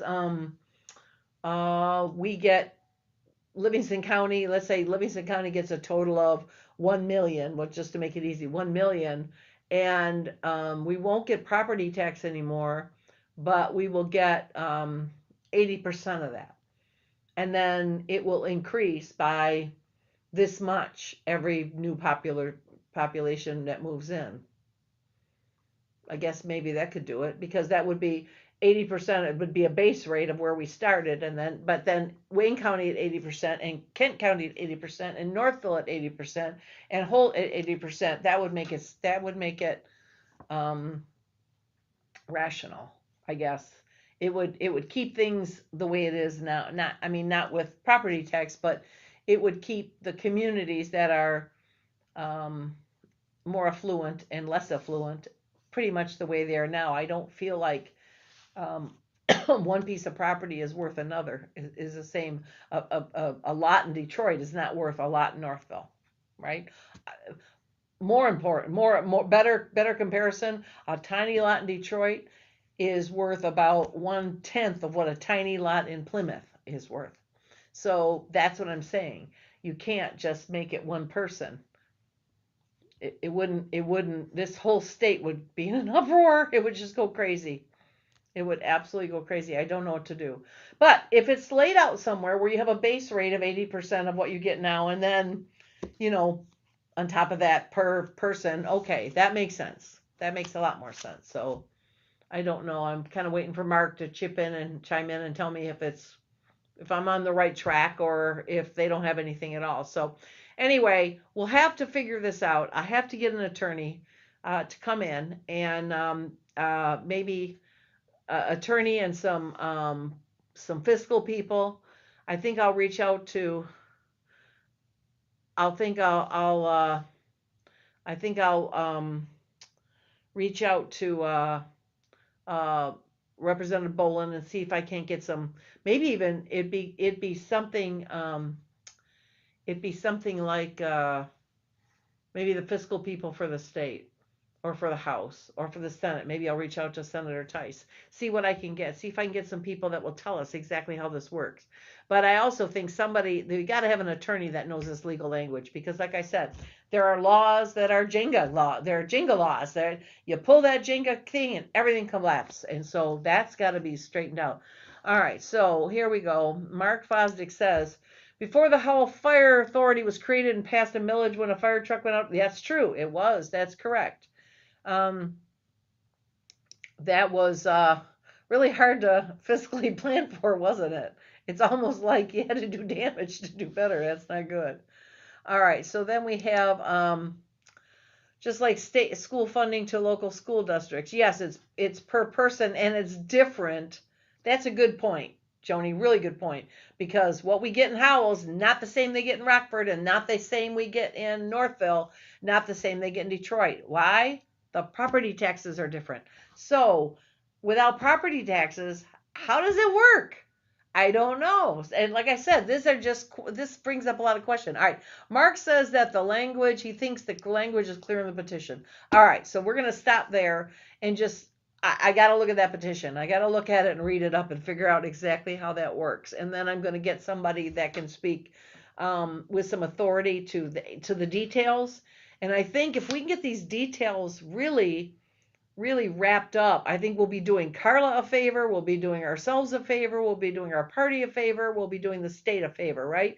Let's get the details wrapped up. Let's make sure we understand what's going to happen and what like I said, the biggest worry in Lansing, the worst thing that can happen is all these unintended consequences. So let's get as much of this stuff worked out. And I suspect something this huge is going to have to be legislated, because you just cannot pull the bottom Jenga piece off. You just can't. So if the legislature knows this is going, they get a bunch of what they call, there's lots of times I would file for a law change. My boss wanted a change. I would write in, I would, fill out all the details and ask for a bill to do X, right? And I'd get something called a conflict bill, basically saying, okay, you can't do X the way it stands because there's this other law from, I don't know, a while ago or last year, it doesn't matter, but there's another law that's in conflict with this. If you do this, this undoes this. So you first have to kind of undo this and then make it. There is no base rate. It's okay. See, Mark says there's no base rate. Well, that's what I'm saying. Well, how do we find out? So anyway, I'm gonna read that petition language and then we'll come back.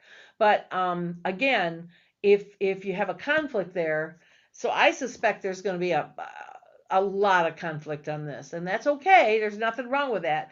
Be prepared for them, because again, you don't want this willy-nilly stuff where you pass a law and then you don't know the consequences and suddenly everything falls apart. So it sounds great. I love the idea. And I think we'll be doing everybody a favor if we get these details ironed out. Let's look, what are the percentages? What are the numbers? I guess I feel like I don't want everything to be equal. I know what Livingston County has. I don't want to lose what we have, because now suddenly the money is spread perfectly equally, and now Detroit gets what we get, or Ionia gets what we get. So it's going to put things upside down, and I suspect the legislature is going to vote on it because they're going to need to have some conflict bills, and they're going to have some tweaks that kind of change things so this doesn't upend everything. But I think it can be done. I think, Joni, you had it right. This can be done, and that's good. It'd be great to have it done. Great to have it done correctly, and great to have all the details, all the final details. Okay, Thursday, just want to remind everybody, Thursday is our fourth Thursday social. It's right here at the Victory Center in Hamburg. And our awesome membership team, Mike and Sharon Staton, will be grilling the dogs out here. And we're going to have, so everybody, come in, have a hot dog.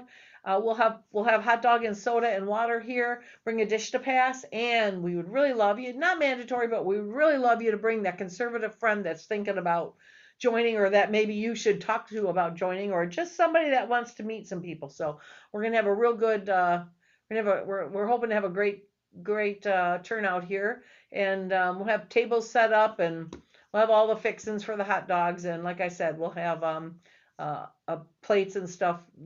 Just bring a dish to pass. Doesn't matter what it is, and we'll have some good conversation, good fun, and that will wrap up. I think membership month for us.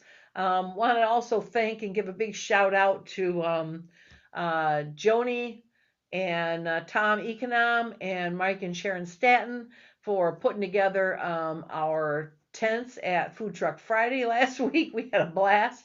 We had some other Republicans there with businesses, including myself. I had the bunny seasoning tent right next door to them, so we could interact real well together. And I gotta give a special thanks to Mike Staton, who rocked around, found me all kinds of customers. It was great. You got to go try this stuff. Okay, fine.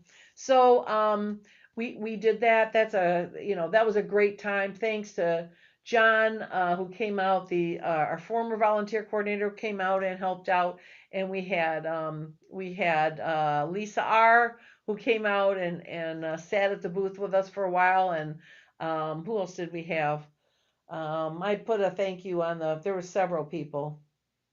We had Nick Fiani come, and he sat in for a while, and also the big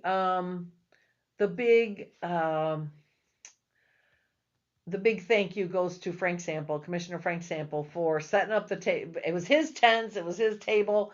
He set it, he got there early, set everything up for us, ran the electricity for us, decorated, put out pots of flowers out front just to make it all decorative. So, nobody wonders why he was, Republican of the Year for us. So, he, once again stepped up. Wednesday, no, what day was it? Sunday, we started the planning for our Independence Day parade. After much going back and forth, we have realized it is on the 4th. I always thought it was a Saturday. What do I know? Jessica Bearfield, you were correct. It is the 4th. It is a Friday. We're going to do Gregory first, and according to the website, it was started at 1:30, and then according to the website, Fowlerville starts, I think, at 7, and you got to line up there at 6. But we have a float, and we could really use some people to help out. We're gonna be scheduling it sometime this weekend to go out and work on it, go build it. We got all kinds of. We need some people to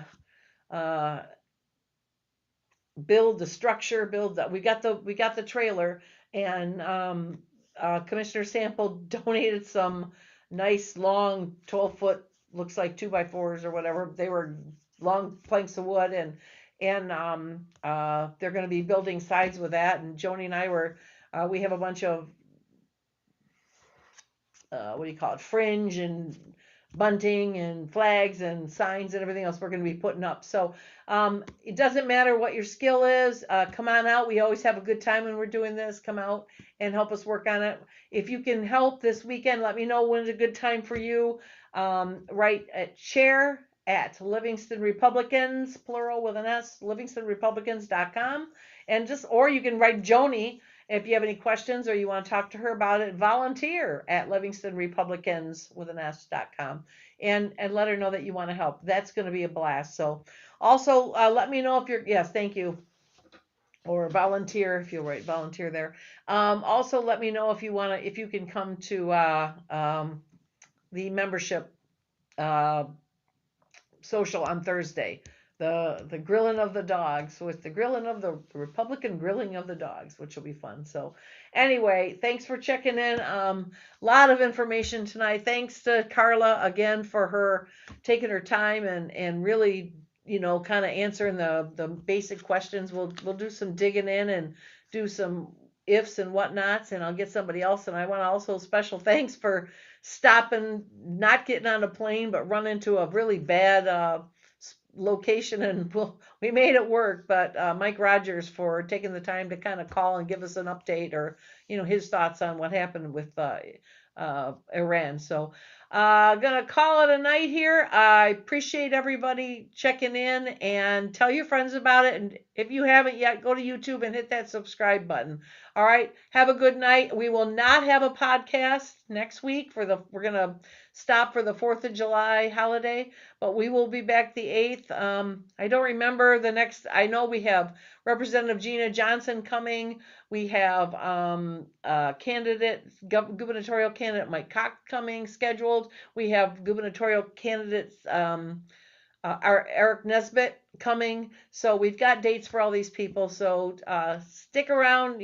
Make sure you check out. Have a great 4th of July weekend, or I'm sorry, my husband's having fits right now. Let me say that again. Let's have a great Independence Day. And I'm going to leave you with a joke I heard today. I normally do not fall. Brian Ignatowski, if you're out there, this is for you. Ready? How come you never hear a pterodactyl go to the bathroom? Because their pee is silent.